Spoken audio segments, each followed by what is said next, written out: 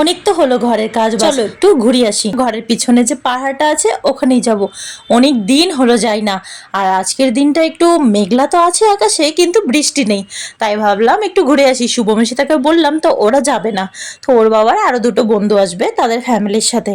আমরা ঘর থেকে তো খুশি মনে বেরিয়ে গেছিলাম। যেখানে যেতে আমাদের 5 মিনিট লাগে, সেখানে আমরা 1 ঘন্টা 2 মিনিট জ্যামের মধ্যে ফেসেছিলাম।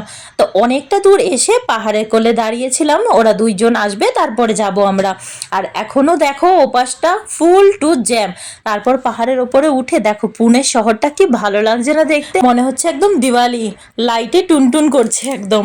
আর লাল রঙের যে লম্বা লাইনটা দেখা যাচ্ছে সেটা হলো জ্যাম। তারপর খানিকটা সময় ওখানে থেকে তারপর চলে আসলাম একটা হোটেলে। সন্ধ্যেবেলায় কিছু একটা খাওয়া যাক বলে তা নিয়েছিলাম ভেল, তারপর বড়া পাও, তারপর পেঁয়াজের পাকোড়া, আর নিয়েছিলাম চা। তো চলো আজকে এইটুখানি, ভালো লাগলে সাবস্ক্রাইব করে সাথে থেকো। আবার কালকে দেখা হবে। সবাই ভালো থেকো, সুস্থ থেকো, টাটা।